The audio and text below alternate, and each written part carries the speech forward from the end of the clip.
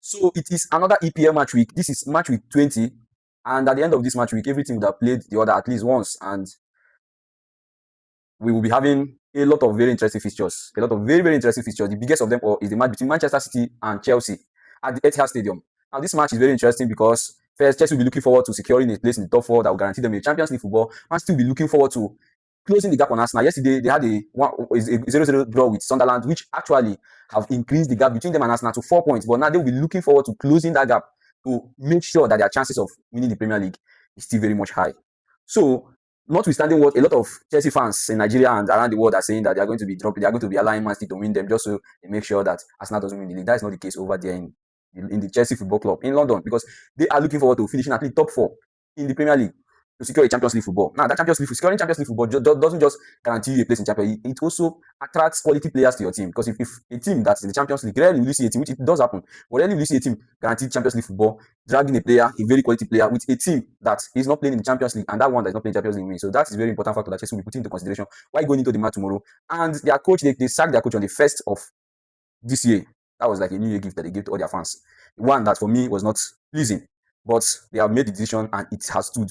So we are going to look forward to the consequences. I don't know who is going to be taking over. They don't have a coach at a stance. There will be an interim manager that will be appointed obviously to take care of the match, because somebody have to step in. So the matches I'm going to be going over the matches because they are very interesting. A lot of matches are taking place. The first match is going to be the match between Aston Villa and Nottingham Forest. I'm expecting Aston Villa to win. They just lost 4-1 to Arsenal. They won't want to continue dropping further points. They will be looking forward to bouncing back. I know that setback is not going to be an easy one for them to win.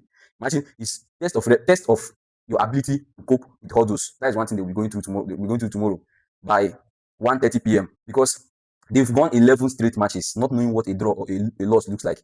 But for the first time, they've lost, not only losing, they lost to the extent that their manager could not even stay to shake hands with the Arsenal manager. He ran straight into the tunnel and came to the post-match conference to give flimsy excuses that he waited no shit. He waited no shit. He actually ran, if you watch the clip, he ran into the tunnel, never wanted to shake Arsenal manager, something Arsenal manager did the last time when he won him. So, we'll be seeing how they will cope and react to this loss following this loss to Arsenal. Then the next match is the one between Brighton and Burnley. I'm expecting Brighton to win. Brighton is won. The one between Wolves and West Ham. Actually, I am going to put it to Wolves. Wolves might be getting their first win in this match.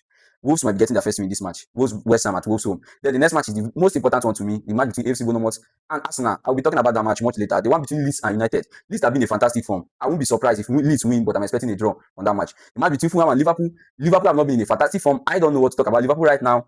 They are not even title contenders. They are contending for top 4. I am very certain of that one.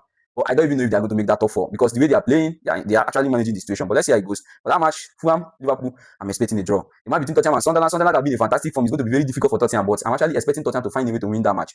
Everton will be playing Brentford. Everton have been in fantastic form. Brentford have been very, very good. So I'm also expecting a draw from that match between Brentford and Everton because the both teams have been in very, very fantastic form. Then the match between Newcastle and Crystal Palace at the St. James Park, I am expecting Newcastle to beat Crystal Palace. Crystal Palace have not been so fantastic in terms of both performance and results.